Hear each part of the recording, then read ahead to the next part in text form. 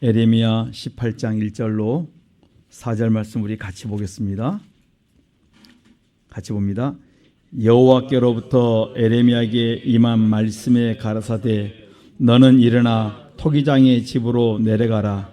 내가 거기서 내 말을 내게 들리리라 하시기로 내가 토기장의 집으로 내려가서 본즉 그가 농로로 일을 하는데 진흙으로 만든 그릇이 토기장이의 손에서 파상하며 그가 그것으로 자기 의견에 선한 대로 다른 그릇을 만들더라. 아멘. 하나님 감사합니다. 이 시간 우리가 주의 말씀 듣기를 원합니다. 말씀하여 주시고 이 더럽고 추한 자는 십자가에 대게 감추시고 주의 말씀만 바로 되어나는 축복의 시간 되게 은혜 베풀어 주옵소서. 예수님 이름으로 기도드리옵나이다. 아멘.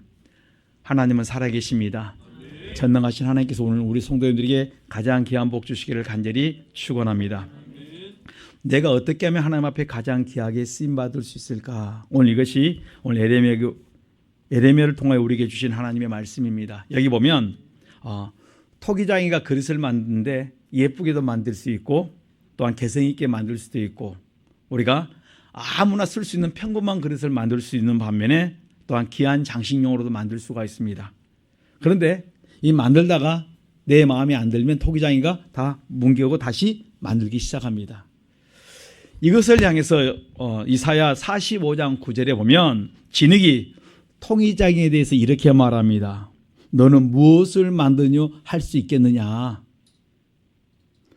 토기장이가 진흙을 가지고 자기 마음대로 하는데 무엇이라고 그들에게 물어볼 수 없다는 것입니다.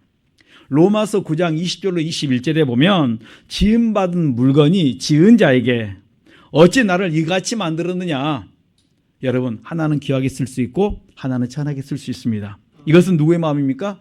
토기장의 권한입니다. 그런데 여러분, 이것을 어느 누구도 우리는 어떻게 항변할 수 없다는 것입니다. 한 뱃속에서 나와도 머리가 똑똑한 애, 미련한 애, 또는 말이 많은 애, 말이 적은 애, 뚱뚱한 애, 어때요? 늘씬한데 어때요? 아무리 먹어도 다 소화있는 그 먹방에 보면 짱이라는 여자애가 있는데 그 사람은 먹어도 살이 안 쪄요. 어떤 사람은 물만 먹어도 살이 찌는 사람이 있습니다. 얼마나 불공평합니까? 그런데 성경은 우리에게 이렇게 말합니다.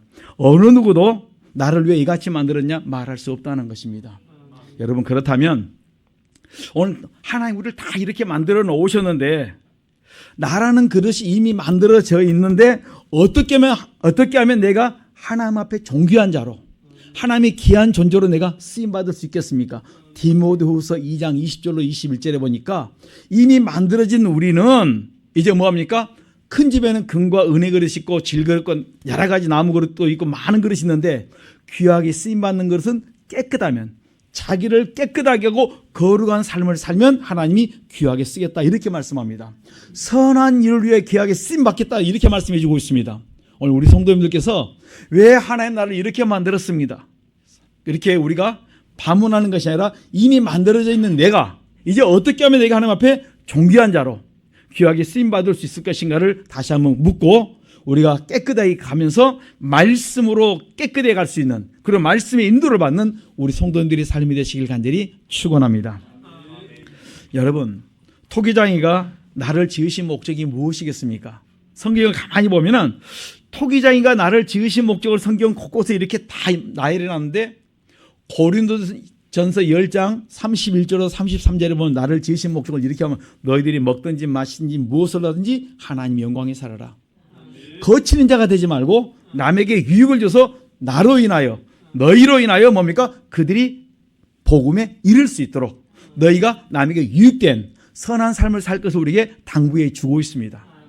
여러분, 하나님이 나를 지으신 목적은 첫째, 하나님의 영광에 사는 것과 나로 인하여 죽어가는 영혼들이 어때? 생명 없는 곳으로 옮겨가는데 나를 하나님이 사용하고 있다는 것입니다.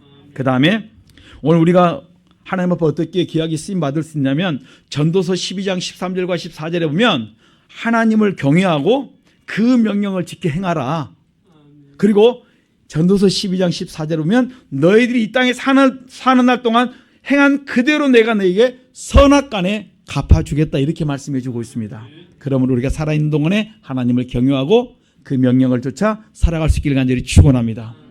이렇게 말씀을 쫓아가는 자는 뭘 행하지 않냐면 악을 행하지 않아요.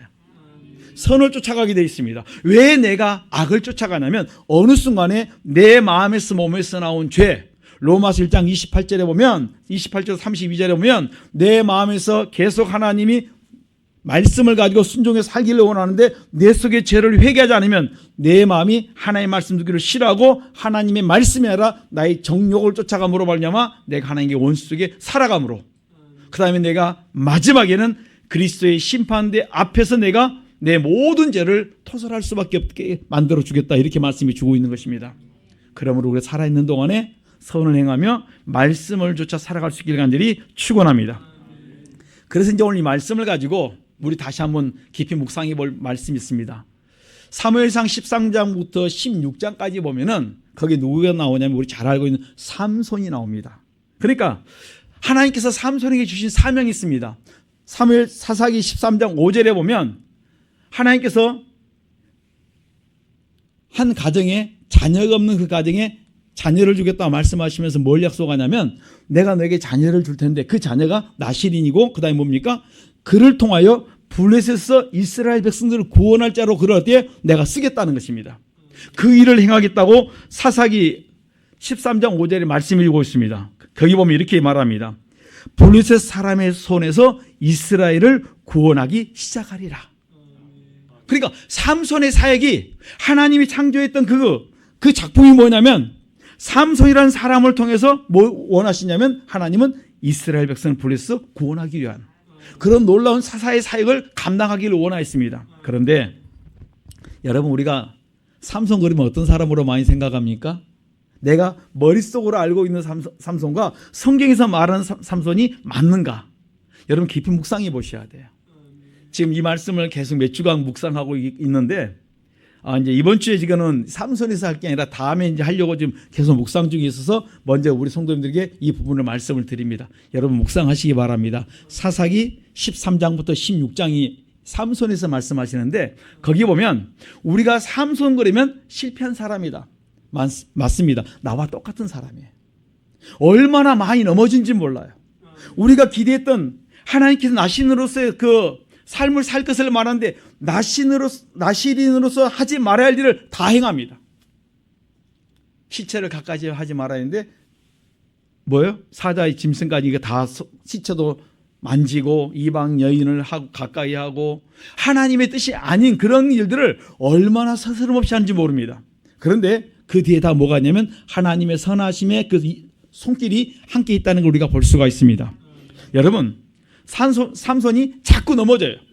그런데 히브리서 13장 보면은 11장 보면 32절에 보면 뭐라고 말씀하냐면 그가 자꾸 넘어졌는데 마지막에 보니까 성경에 보니까 사사기에 그 기드온부터 해서 하나님의 사람들과 함께 당당히 누가 있냐면 거기에 삼손도 포함되어 있고 심지어는 다윗도 사무엘도 같이 그 자리에 포함되어 있습니다.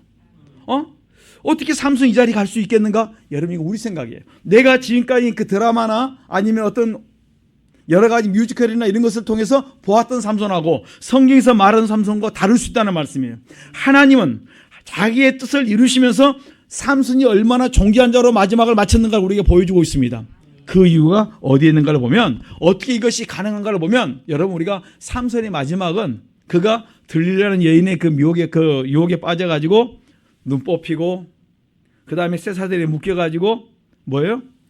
종놈처럼 맷돌 갈고 돌리고 그런 비참한 우리 그 모습을 보았는데 그가 마지막으로 한 게 있어요.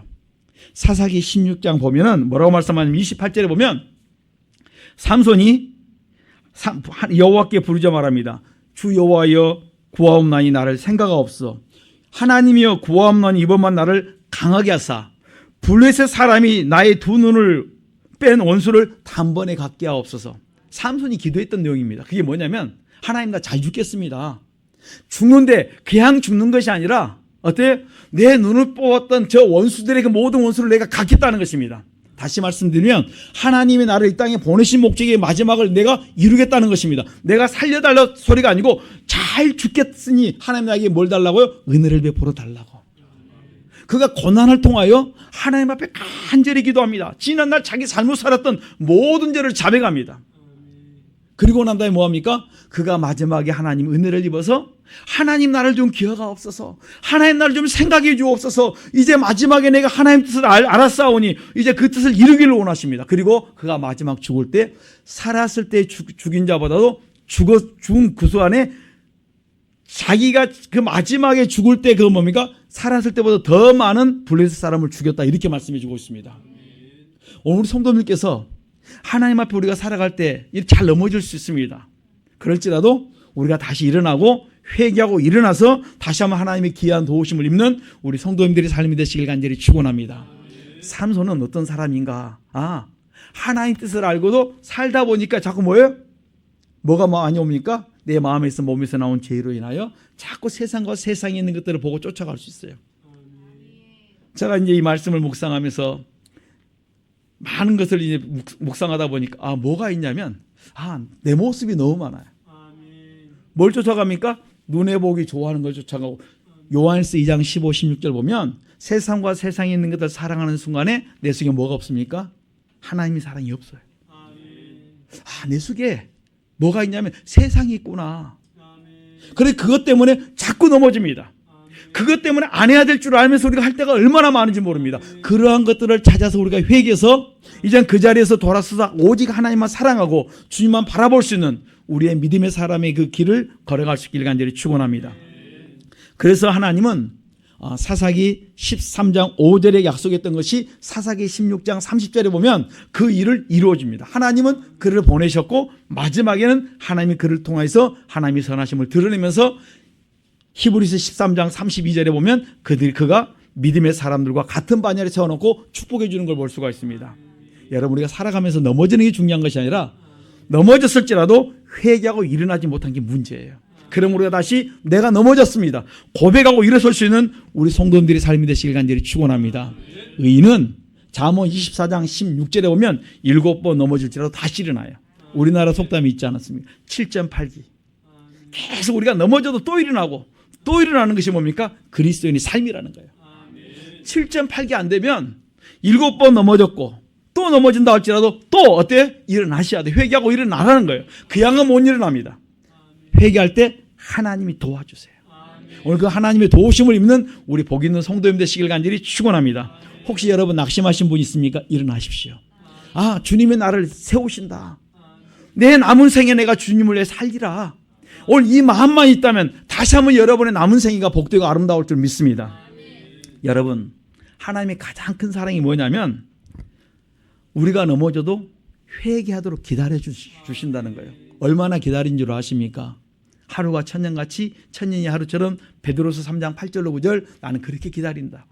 이것을 성경에 기록해 놓은 사건이 있어요.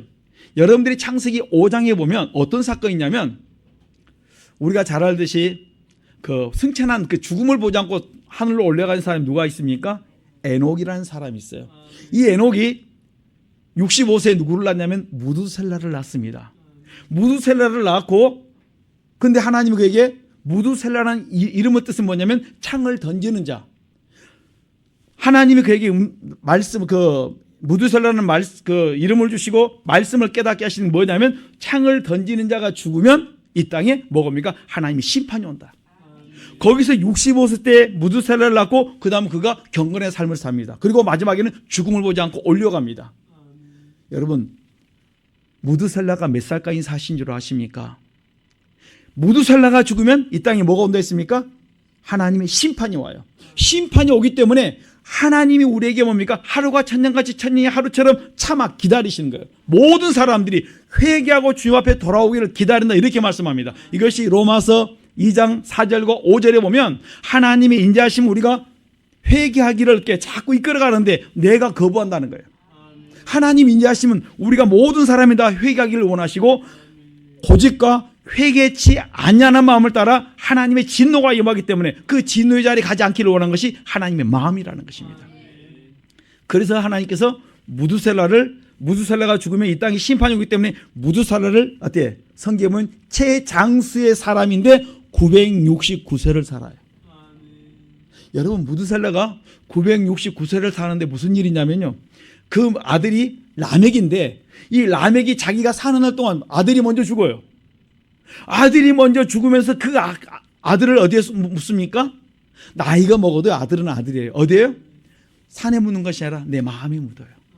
그 마음에 묻으면서 하나님의 마음을 자꾸 가르쳐 줍니다. 내가 너희들이 한 사람도 멸망하지 않기를 원한다. 그러면서 969세 무두셀라가 죽으면 이 땅에 심판이 오니까 제발 너희들에게 어때 경고를 주는 것이 뭡니까? 노아를 통해서 계속 그들에게 의를 선포하게 합니다. 의를 전파하게 합니다. 다 회개하고 돌아오고 외치기 시작합니다. 그런데 사람들이 돌아오질 않습니다. 그리고 무두셀라가 969세에 죽을 때 창세기 7장 보면 그때 노아 600세에 뭐가 옵니까? 홍수가 와요. 홍수가 이 땅에 와서 모든 땅을 다 심판해 버립니다. 그때 인구가 50억에서 사람들이 추정할 때 100억을 그 사이로 봅니다. 50억에서 100억을 어때요? 하나님이 버릴 때는 가차없이 어때요? 그냥 아낌없이 버려요. 그걸 통해서 어떻게 하면 우리에게 가르쳐 주십니다. 하나님의 사랑은 모든 사람이다 뭡니까? 하루가 천년같이 천년을 내가 기다리면서 너희들이 회개하며 돌아오기를 기다리고 온 것이 하나님의 마음이다. 여러분 969세란 말은 다시 말하면 거의 천년이에요. 거의 천년을 하나님이 우리에게 회개할 기회를 주면서 계속 어떻게 복음을 외치면서 그들이 돌아오기를 원했다는 말씀이에요. 오늘 우리 성도님들이 이 사역을 우리가 잘 감당할 수 있기를 간절히 축원합니다. 여러분들이 이 마음을 아시면 뭘 해야 됩니까? 내 주변에 있는 사람들이 회개하고 돌아와서 구원 얻기를 우리가 주변의 영혼들을 위해서 기도해야 될 줄 믿습니다. 누가복음 11장 그 1장에 보면 그 자녀가 없는 사가랴 그 제사장에게 그가 하나님 앞에 기도했으면 자녀가 없으니까 당연히 기도를 합니다. 기도했는데 주의 사자가 나타나서 말씀합니다. 그러니까 나타났는데 여러분 기도는 지금까지 체험하지 못했는데 누가 나타났어요? 주의 사자가 나타나니까 얼마나 놀랐겠습니까? 그런데 내가 기도한 그것 때문에 내가 너에게 아들을 주겠다는 거예요. 여러분 얼마나 놀랐겠습니까? 그리고 계속 그 누가복음 1장에 보면 계속 말씀을 하세요. 근데 사가랴가 제사장 사가랴가 믿습니까? 못 믿습니까? 안 믿어요. 안 믿어져요. 지금까지 무죄한데 나나 내 아내나 자녀를 낳을 수가 없는데 무죄한데 어떻게 낳을 수가 있겠는가? 안 믿으니까 뭐합니까? 그가 벙어리가 되었다 이렇게 말합니다. 왜 우리 인생이 안 풀린 줄 아십니까? 안 믿어서 그래요. 누구를 안 믿습니까? 하나님의 약속의 말씀을 안 믿어요. 내가 믿는 것처럼 하는데 어느 순간 보면 내가 반신반의합니다. 할 수 있거든요. 무슨 말이냐? 믿는 자에게는 능치 못함이 없느니라. 오늘 주님이 나에게 뭘 원하시냐면 너희들이 100% 믿고 순종하기를 원하십니다. 하나님은 전능하세요. 내가 전능하신 하나님을 믿긴 믿는데 현실만 부딪히면 안 믿어져요. 아이고 하나님보다도 뭐가 더 큽니까? 지금 여러분 앞에 있는 문제가 더 크게 보이면 하나님 안 믿어져요. 축구 선수가 공을 차는데 골대가 어때요? 크게 보이면 골링을 넣는데 골대가 적게 보이고 키퍼가 크게 보여요. 그러면 안 들어가요. 어느 곳에 넣어야 될지 모릅니다. 문제가 있는데 그 뒤에 역사하신 하나님이 크게 보이면 그 문제는 해결됩니다. 하나님보다 문제가 더 크게 보여지면 여러분 문제가 해결되지 않습니다. 그렇기 때문에 내가 믿음이 적은 내가 뭐래요? 하나님 앞에 믿음을 달고 기도하셔야 돼요. 하나님을 그 믿는 믿음이 지금 여러분 앞에 있는 문제를 어떻게 지배하고 다스릴 수 있도록 만들면 역사 일어날 줄 믿습니다. 이 사가랴에게 뭘 약속하시냐면 아들을 약속합니다. 그 자녀가 누군 줄 아시죠? 세례 요한입니다. 여러분 세례 요한에게 주신 하나님의 사역이 있어요. 뭐 어떤 사역이냐면 마태복음 3장 3절에 보면 광야에서 외치는 자의 소리예요. 그러니까 이 사람은 주의 길을 예배하는 사역이에요. 내가 누구라 말합니까? 내가 빛이 아니다. 요한복음 1장에 보면 내가 빛이 아니다. 빛에 대하여 증거하는 자다. 여러분 우리가 그 당시에 세례 요한 정도 되면 내가 누구라 말하면 내가 빛이다. 내가 뭐라고 말해도 사람들이 다 인정할 만한 그런 능력인 그 어릴 때부터 그 태에서부터 성령 충만했고 그의 삶 전체가 얼마나 풍성한지 몰라요. 그런 그가 교만하면 그 다음부터 누가 물고 갑니까? 사단이 끌고 가버립니다. 그런데 그가 자기 자리를 분명히 알아서 내가 이 땅에 온 것은 목적이 무엇이라 했습니까? 나는 하나님이 창조하실 때 나는 주의 길을 예배하는 자다. 나는 빛이 아니고 빛에 대해 증거하는 자다. 그리고 그가 막 외칩니다. 뭘 외쳤습니까? 회개하라. 뭡니까? 천국이 가까웠다. 그러니까 하나님의 사람들이 모든 사람의 메시지는 내가 너에게 천국을 주려고 하는데 뭐 때문에 못 받는다 했습니까? 죄 때문에 못 받는다. 그 죄를 너희들이 뭐 하라? 그리스도의 피로 씻어라. 그 죄를 씻을 때, 그 죄가 사함받을 때 내가 너에게 천국을 주겠다는 것입니다. 왜 내 마음에 여러분 천국이 안 이루어지냐면 내 속에 우리 가정에 내려왔던 허물과 죄, 우리 집안 대대로 나왔던 찌들었던 그 모든 거, 그게 다 내게 있어요. 또 내 죄, 그것들이 있어가지고 여러분 안 풀린 사람이 너무 많아요. 그것 때문에 이리 넘어지고 저리 넘어지고 잘 가다가 넘어지고 또한 어떻게 생각지 못한 어려움들을 막 함정에 빠지고 어려움을 당합니다. 이것을 우리가 회개하셔야 돼요. 오늘 우리가 해야 될 사역이 뭐냐면 먼저 내가 누구인가를 아셔야 됩니다. 아, 나는 허물이 많구나. 그렇기 때문에 나는 뭡니까? 회개하지 않으면 안 돼요. 천국에 그냥 오는 것이 아니라 나는 아담 이후로 말미암아 태어난 존재이기 때문에 뭐예요? 죄가 있기 때문에 내 죄 문제가 우리가 어떻게 해결을 받아야 됩니다. 그래서 우리가 회개되어질 때 내 속에 뭐가 이루어지냐면 천국이 이루어져요. 이때 내 속에 뭐가 이루어집니까? 마음의 평안함이 이루어집니다. 오늘 이런 놀라운 축복이 회개함으로 우리 속에 임하기를 간절히 축원합니다. 여러분 이것이 세례 요한의 사역이에요. 그러니까 태어날 때부터 삼손이나 세례 요한이나 그 다음에 또 누가 있어요? 사무엘. 여러분 이 사람들은 태에서부터 이미 하나님이 그들을 축복했던 사람이에요. 우리가 사사기 그 사무엘상 보면은 한나가 내가 자녀가 없으니까 하나님 앞에 서운을 합니다. 하나님 내게 자녀를 주시면요 내가 하나님 앞에 드릴게요. 여러분 사무엘은 자기의 의지와 상관없이 뭐가 돼 있어요? 오늘날로 말하면 주의 종이 되었어요. 그리고 신학교 가보면 그렇습니다. 부모한테 떠밀려오는 그 사람이 가끔 있어요. 아시죠? 그러면 그 사람들이 얼마나 신학교 초기에 방황을 하는지 몰라요. 계속 가면 좋은데 못 가면 떨어져 나가지만은 저희 그 선배님 중에 한 분이 부모님께 떠밀려서 왔는데 신학교를 한번 나왔습니다. 그리고 다시 밖으로 나갔어요. 두 번째 또 왔어요. 또 있다가 마지막에 공부 다 하고 나면 또 나는 이 길이 아니다고 또 나갔어요. 그리고 지금 평범한 삶을 사신 분이 계세요. 떠밀려서 왔는데 결국 밖에 나간 사람이 있고 떠밀려서 왔는데 거기서 어찌어찌다 버티다가 그 다음에 그 길을 가는 사람이 있고 어떤 사람은 아예 헌신하는 사람이 있어요. 그런데 오늘 하나님의 사람 보면 이 사무엘은 어릴 때부터 헌신했고 그 뭡니까? 그대로 따라갑니다. 그래서 그 시대에 어릴 때부터 헌신하고 말씀대로 순종하는 자의 삶이 너무나 놀랍고 귀합니다. 거기 보면 이렇게 말합니다. 엄마의 헌신으로 말미암아 그를 하나님 앞에 드린 바 되었고 그가 드림으로 말미암아 하나님 앞에 충성된 제사장으로 하나님 그를 세우시고 축복하십니다. 그리고 그를 바라보면서 사무엘상 3장에 보면 내 마음에 흡족한 자, 내 마음에 합한 자로 이렇게 인정해 줄 정도로 충실한 제사장이 되었다 이렇게 말합니다. 그러니까 이 사무엘 선지자는 그가 제사장이면서 선지자이면서 또한 그 당시에 뭐가 없었냐면 왕이 없었어요. 그 모든 통치권을 다 가지면서 지휘해 나갔습니다. 그리고 백성들이 어려움을 당하면 재판까지 해 주었습니다. 이런 사역을 감당하면서 사무엘상 7장에 보면 어떤 사건이 있습니까? 블레셋 사람들이 미스바에서 그들이 모여서 기도하고 예배 드릴 때 모였다는 이야기를 듣고 사람들이 몰려와서 이스라엘 백성들을 공격해 올 때 하나님 앞에 기도함으로 말미암아 그들이 우레를 바라고 그들을 어지럽게 함으로 말미암아 이스라엘 사람들이 블레셋을 쳐서 이겼다 이렇게 말씀해 주고 있습니다. 그 다음부터 사무엘이 사는 날 동안 그 땅이 뭡니까? 평안이 이루어졌어요. 한 사람의 헌신이 한 사람이 주 앞에 온전히 섰는데 그 사람을 통해서 하나님의 선하심이 나타났습니다. 그렇다면 우리는 이 나라의 지도자를 위해서 기도하셔야 돼요. 대통령을 비롯하여 모든 정치, 경제, 모든 분야에 있는 귀한 분들을 위해 기도하고 심지어는 내 주변의 사람들까지 어디까지 하냐면 구멍가게까지 노점상까지 우리가 기도해 줄 수 있는 오늘 우리 성도님들의 삶이 되시길 간절히 축원합니다. 하나님 우리에게 뭘 말하냐면 디모데전서 2장 1, 2, 3절에 앞에 있는 자를 위해 기도하고 내 주변에 사는 모든 사람을 위해 기도하라고 말씀하셨어요. 이것이 지금 뭡니까? 우리가 하나 받았던 하나님의 사역이에요. 아, 나는 기도의 사역이 하나 있다. 그러니까 하나의 사역이 아니에요. 사무엘에 보니까 제사장도 되고 선지자도 되고 재판관도 되고 군의 모든 것도 그가 이끌어갔던 것처럼 오늘 우리에게 주어진 사역이 뭐냐면 하나님을 영광에 살아야 되기도 하지만 법도를 쫓아가는 것도 있지만 내가 주변을 위해서 기도해 주는 사역도 우리에게 있다는 말씀이에요.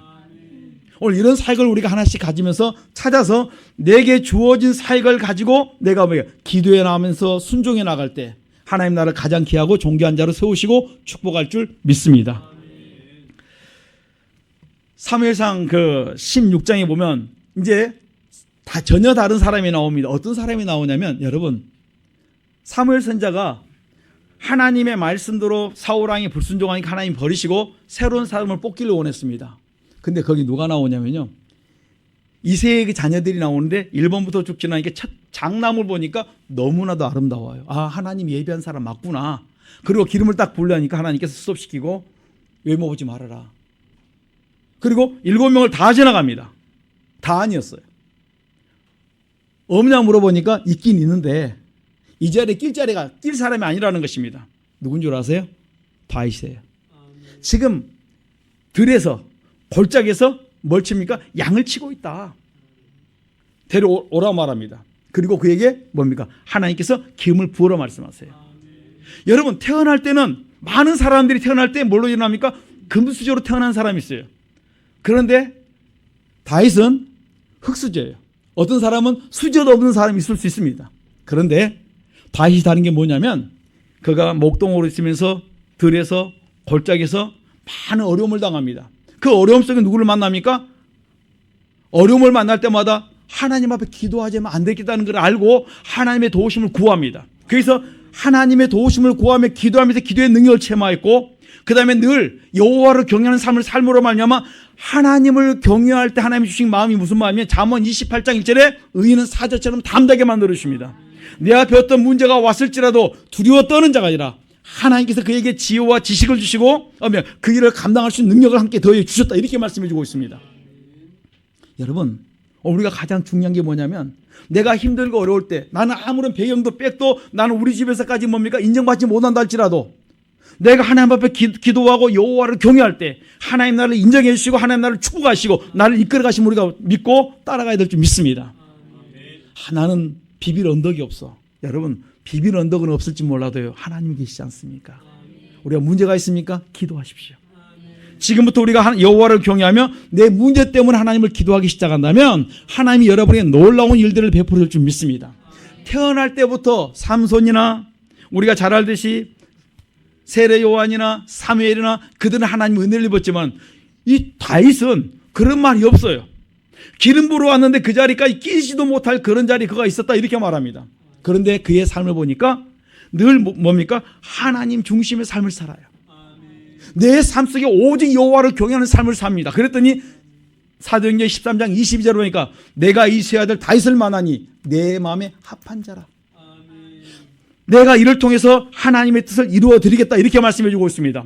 오늘 우리 성도들의 마음속에 하나님의 마음에 꼭 드는, 하나님이 기뻐하는 우리의 삶이 될 수 있기를 간절히 축원합니다. 여러분, 내가 가진 게 없을지라도 아무것도 내놓을 게 없을지라도 내가 주님만 붙들면 하나님이 나를 붙드시고 인정하시고 축복하시면 내가 목동에 있던 목동으로 있던 나를 하나님 뭡니까? 왕으로까지 세웠다, 이렇게 말씀해 주고 있습니다. 우리가 하나님 앞에 낮아지십시오. 내가 겸손해지십시오. 그러면 하나님이 낮아진 그 자리에 주님이 계시고 주님의 때가 되면 야고보서 4장 10절에 가장 높게 나를 높여준다, 이렇게 말씀해 주고 있습니다. 끝난 것이 아니에요. 우리 인생은 내 목숨이 붙어있는 한 하나님 나에 계속 뭘 주십니까? 기회를 주겠다, 이렇게 말씀합니다. 그런데 내가 포기해요. 아우, 난 비빌 언덕이 없어, 백도 없어, 뭣도 없어. 없는 거 찾다 보니까 다 없어요. 있는 게 없어요. 있는 것도 버립니다.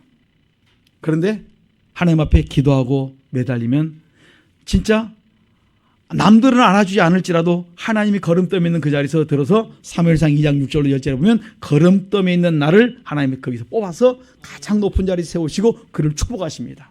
오늘 이 복이 우리 성도님의 삶 속에 있기를 간절히 축원합니다.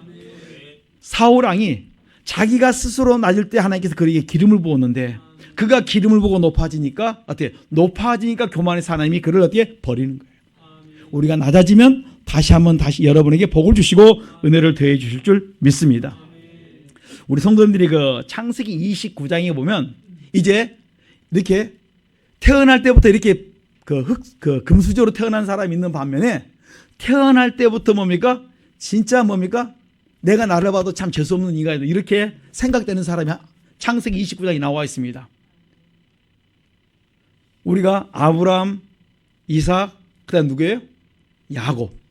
이 야곱이 형 에서하고 같이 있다가 형을 속이고 아버지를 속이다가 결국 형의 미움을 받아서 목숨을 부지하기 위해서 어디로 갑니까? 36기에서 외삼촌 라반의 집으로 갑니다. 외삼촌 라반의 집에 가서 그가 뭘 합니까?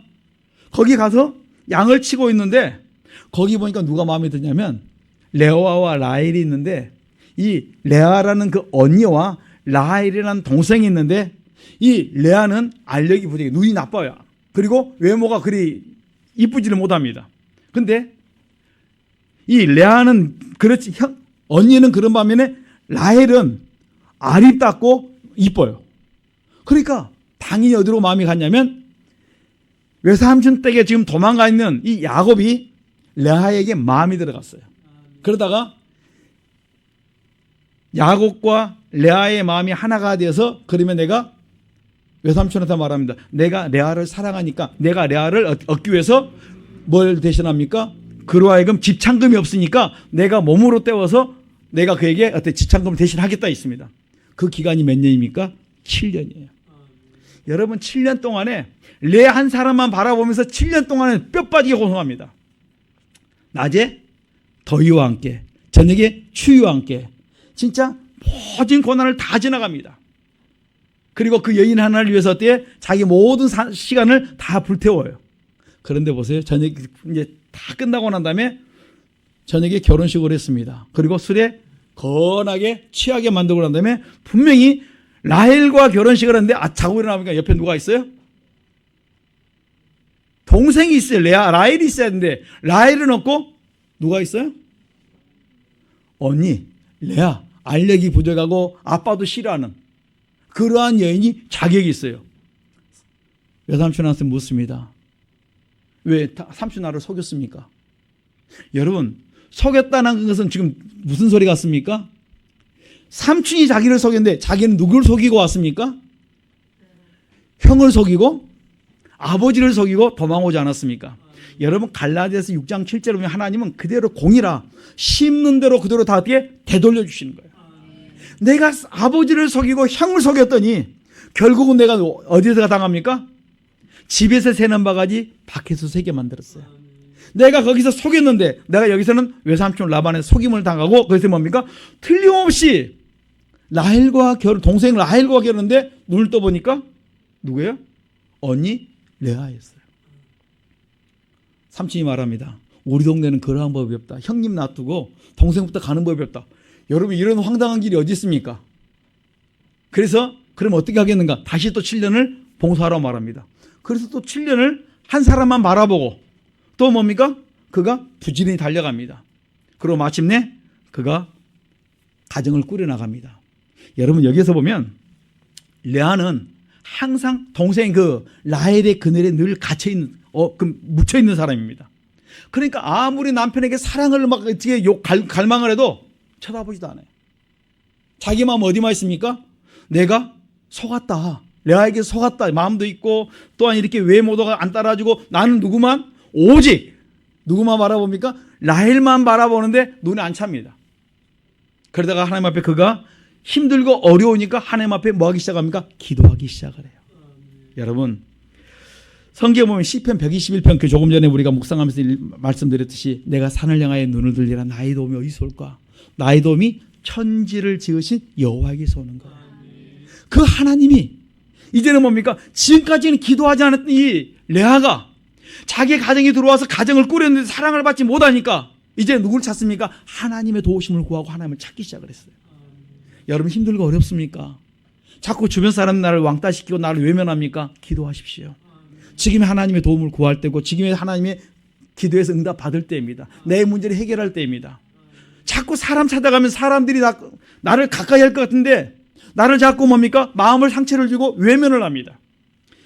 우리가 잘 알듯이 이스라엘 여성 총리였던 골다 메이어는 그 수상이 있는데 이분이 이렇게 말합니다. 내 얼굴이 못났기에 다행이었다. 내가 못났기에 열심히 기도했고 열심히 뭡니까? 공부했다. 나의 연약함은 이 나라에 도움이 되었다. 이렇게 말합니다. 내가 얼굴이 못나서 여러분 얼굴이 못나니까 어디를 안 나가요? 밖을 안 나가잖아요. 그래 내가 승부는 얼굴 밖에서 친구들에게 아름다움으로 내가 도전하는 것이 아니라 뭘로 공부하겠다? 하나님 앞에 기도하고 공부로 내가 승부를 걸겠다. 그리고 마침내 그가 참으로 하나님의 기약이 쓰임받는 존재로 세움받는 걸 보았습니다. 그리고 그가 고백합니다. 나의 연약함이 이 나라에 도움이 되는 거예요. 오늘 우리 성도님들이 연약함을 가지고 여러분들이 원망불평하지 마시고 하나님 앞에 나와서 기도할 수 있기를 간절히 축원합니다. 하나님은 우리의 연약함 때문에 주님 앞에 나와 무릎 꿇기를 원하세요. 그런데 우리가 뭘 하냐면 그 연약함 때문에 원망과 불평과 좌절과 낙심을 해버리는 거예요. 다시 한번 여러분들이 주님 앞에 나오십시오. 하나님은 뭐라 말씀하면 나는 전능하다. 내게 능치 못함이 있겠느냐. 그분이 누구라 말씀하냐면 지금 우리에게 이렇게 말씀하세요. 나는 토기장이다. 나는 얼마든지 뭡니까? 죽은 것도 살리고 얼마든지 종자한 자로 내가 만들 수 있다. 그분이 나에게 그 속에다 뭘 주시면 됩니까? 성령을 불어넣어 주시면 하나님이 능력을 갖다 부어주시면 그가 걸음더미 있을지라도 나에게 그를 세우시고 다시 한번 그에게 은혜를 주겠다. 이렇게 우리에게 약속을 주고 있는 것입니다. 다시 한번 우리 성도님들이 내 마음이 왜 어디서 걸려 넘어졌는가 깨닫고 이 시간 하나님 도와달라고 기도하십시오. 하나님 우리의 허물과 내 허물이 많아가지고 잘 넘어지는 게 있습니다. 이거 그리스도의 피로 깨닫게 씻고 깨닫게 해달라고 자꾸 기도하십시오. 그러면 그리스도의 피가 내 죄를 씻고 그 다음에 그 부분들을 어떻게 해결하시면서 내게 고린도서 5장 10절 그리스도 안에 있으면 누구든지 새로운 피조물로 새 출발시켜 줄 믿습니다. 하나님은 날마다 매일매일 나이가 너희들이 그리스도 안에만 있으면 내가 너희들 하여금 날마다 새 출발시켜 주겠다 말합니다. 나는 끝났다. 그런데 하나님은 이렇게 말합니다. 끝난 게 아니야.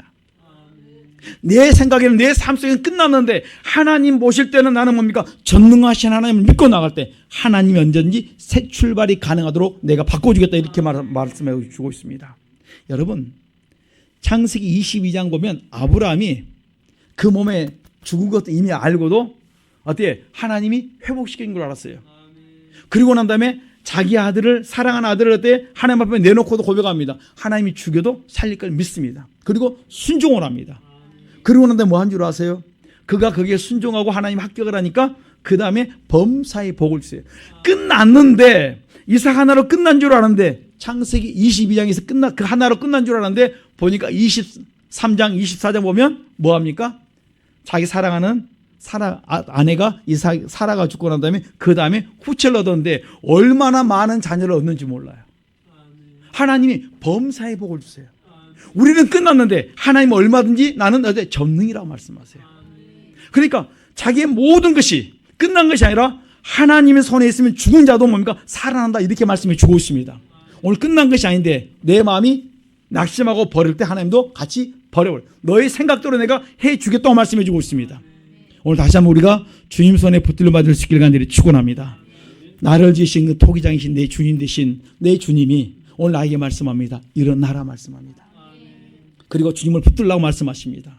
우리가 그리스도 안에서 하나님을 만나고 고린도서 5장 19절 그리스도 안에서 하나님을 만나고 하나님을 만날 때 하나님께서 오늘 우리의 모든 소원을 이루어줄 줄 믿습니다. 그러니까 내가 그리스도 안에 어떻게 들어가서 계속 하나님과 만나 같이 갈 수 있겠습니까? 그리스도의 피로 죄를 계속 씻어내야 돼요. 하나님 내게 이런 허물이 있습니다. 이것 때문에 내가 포기하고 이것 때문에 잘 안 됩니다. 그 부분들을 자꾸 회개하셔야 돼요. 하나님 나는 이것 때문에 넘어졌고 이것 때문에 막혀있고 그것이 하나가 아니라는 거예요.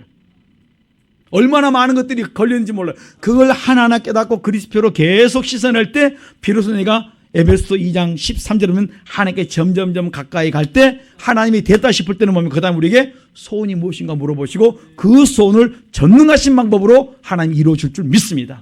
내 방법이 아니에요. 누구의 방법이시라고요? 전능하신 하나님. 그분의 방법대로 어떻게 모든 문제를 이루어줄 줄 믿습니다. 여러분 문제가 있습니까? 기도하십시오. 시편 50편 15절에 환난이 왔느냐 너희들 기도하라 말씀합니다. 너희들이 기도하고 하나님께 감사하고 영광 돌릴 때 내가 기적을 너희에게 주겠다는 것입니다. 이 복이 우리 성도님들의 삶 속에 계속 일어날 수 있기를 간절히 축원합니다. 여러분 역사의 모든 주인공 이스라엘 역사에 그 보면 아브라함과 이삭과 야곱 다음에 몇 명이에요? 야곱에서 몇 명이 나옵니까? 12명이 나와요. 12지파가 나와요. 그러니까 이 아브라함과 이삭과 야곱 그 다음에 창세기 보면 요셉 한 사람이 두드러지는데 원래 야곱 밑에 12명이 중에서 요셉이 두드러지게 드러나 있는 거예요.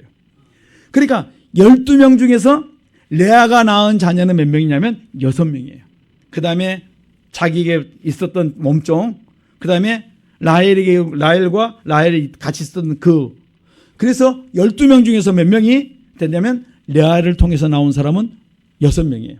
그러니까 신앙의 모든 장자 역할을 사람은 요셉이 맞습니다. 요셉이 맞는데 우리가 세 번째, 그러니까 레아가 낳은 세 번째 아들인 우리가 레이가 뭐랍니까? 제사장으로서 그 사역을 감당을 해요. 이스라엘 신앙의 중심이 뭡니까? 제사장이에요. 그 중심에 누가 있습니까? 레아가 낳은 레이가 거기에 당당히 서 있습니다. 그 다음에 네 번째 낳은 유다는 뭘 합니까? 유다를 통하여서 후손에 다윗이 나오고 솔로몬이 나오고 마침내는 누가 옵니까? 메시아가 오세요. 예수 그리스도가 그의 족보를 통해서 나타나기 시작합니다. 하나님께서 누구를 통해 역사하냐면 라헬은 얼굴이 예쁘고 그 다음에 자기에는 걱정 근심이 없어요. 그러니까 뭘 약하게 합니까? 기도를 별로 안 해요. 반면에 레아는 자기가 아무것도 내놓을 것이 없습니다. 의지할 것도 없습니다. 뭐밖에 없어요? 하나님밖에 없어요. 루벤을 낳았는데 루벤을 낳으면 루벤 뜻이 뭐냐면 뭡니까? 아들이다 그래요. 그러니까 내가 아들을 낳으면 내 남편이 나를 좀 돌아봐 줄 줄 아는데 여전히 어디에 관심이 없어요. 그러니까 뭐밖에 없어요? 남편은 아들을 낳아줘도 별로 기쁘지 않구나. 그러면 뭐밖에 없어요? 이제는 사람은 아무것도 아니고 주님밖에 없구나. 이것이 누구에게 있냐면 레아 속에 딱 자리 잡혀 있어요. 그래서 그가 기도의 사람으로 바뀌는 거예요. 다른 것이 아니라 환경을 통해서 좌절하고 낙심하는 것이 아니라 환경 때문에 하나님 앞에 점점 더 가까이 나갔다 이렇게 말씀해 주고 있습니다. 여러분 힘들고 어렵습니까? 기도하십시오. 하나님은 이스라엘 역사의 주인공을 누구를 통해 나타나냐면 레아를 통해서 나타났다 이렇게 말씀합니다. 그 후손 6명이 가장 존귀한 자의 그 후손들이 계속 그 사역을 감당해 나가는 걸 볼 수가 있습니다. 하나님은 기도하는 사람을 통해 일하기를 원하시고 여호와를 경외하는 사람을 통해서 하나님의 선하심을 드러나기를 기뻐하십니다. 오늘 우리 성도님들이 이러한 귀한 일을 잘 감당할 수 있기를 간절히 축원합니다. 여러분, 우리가 문제가 생기면 자꾸 뭐합니까? 낭망하고 낙심하고 원망하고 포기합니다. 그런데 성경은 이렇게 말합니다. 고린도서 1장 26절로 28절에 보면 하나님은 약한 자를 들어서 강한 자를 부끄럽게 한다 했습니다. 내 지금 상황이 눈앞에 내놓을 수 없습니다. 아무 자랑할 게 아무것도 없는 지금 나의 형편과 처지입니다. 약함을 인정하고 하나님 앞에 무릎 꿇어 주님 앞에 매달릴 때 하나님의 약함을 강함으로 바꿔주세요. 그래서 고린도서 12장에 보면 7절로 10절에 보면 약할 때 강함이라 말씀해 주고 있습니다. 하나님은 가장 약한 자를 통해서 하나님을 드러내기를 기뻐하세요. 내가 강한 게 많으면 자꾸 나를 드러내는데 나는 아무것도 할 수 없을 때는 비로소 뭐합니까? 주님이 나를 통해 나타나기 시작하세요. 내가 너를 통해 나타나리라. 여러분, 세상에 똑똑한 사람은요 누가 나타납니까? 자기가 나타나요. 주님이 설 자리가 없어요. 그런데 내 모든 걸 가지고 있음에도 불구하고 다 내려놓고 주님만을 잡고 인정하고 주님만을 높일 때 주님이 나를 통해 나타나시고 나를 통해 영광받기를 기뻐하시면 우리가 알 수가 있다는 것입니다. 오늘 우리 성도님들 남은 생애를 내가 어떻게 살아야 되겠습니까? 우리가 주를 위해 사십시다. 기도하며 사십시다. 우리가 여호와를 경외하며 살 수 있기를 간절히 축원합니다. 그러니까 하나님의 사람들은 남은 생에 범사에 감사하며 거룩함을 쫓아가야 된다 이렇게 말씀합니다. 그뿐만 아니라 이제는 우리가 땅의 사람으로 살아가신 것이 아니라 빌립보 3장에 보면 위에서 부르신 부르심의 표대를 향해서 하늘의 사람으로, 땅의 사람이 아니라 하늘의 사람으로 하늘을 바라보고 하나님 말씀을 붙들고 말씀을 쫓아 살아가는 하늘의 사람으로 살 것을 우리에게 당부해 주고 있는 것입니다. 그러므로 우리가 이 말씀에 순종하고 살아나갈 때 시편 119편 56절에 보면 순종이 내 재산이다. 내가 말씀에 순종하고 산 만큼 나에게 하나님의 축복을 더해 주겠다 이렇게 약속해 주고 있으므로 오늘 우리 성도님들이 하나님의 말씀에 하나하나 순종해 가기를 간절히 축원합니다. 혹시 내가 아직까지 불순종한 부분이 있습니까? 회개하십시오. 하나님, 내가 이 부분은 자꾸 내가 내 이론이 나옵니다. 생각이 나옵니다. 그리스도의 피로 씻어주세요. 이거 자꾸 씻어내고 그 다음에 내가 하나님의 뜻을 쫓기를 원합니다. 그럴 때마다 하나님 내게 주신 은혜가 있어요.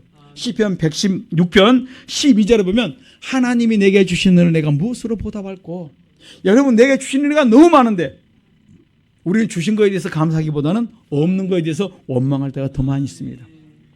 다시 한번 내게 주신 것에 있어서 감사하시면서 이제는 우리가 나의 남은 생애가 나를 위해 살지 말고 하나님이 영광에 사시면서 내 이웃을 돌아보면서 내가 그들에게 뭘 끼치십니까? 유익을 줌으로 말미암아 그들이 나로 인하여 예수 믿고 그들이 구원받을 수 있기를 여러분들이 의의 변기로 쓰임받기를 간절히 축원합니다. 예수님이 이 땅에 오신 목적은 잃어버린 자를 구원하러 왔다, 이렇게 말씀해 주고 있습니다. 그러므로 우리가 그 귀한 사역을 함께 잘 감당할 때 내가 한 영혼 한 영혼에게 복음을 증거하는데 하나님은 내가 그 말씀에 의해 순종하는데 한 영혼을 구원하는데 하나님은 다른 쪽에서 그 값을 나에게 어때요? 매겨주는 거예요.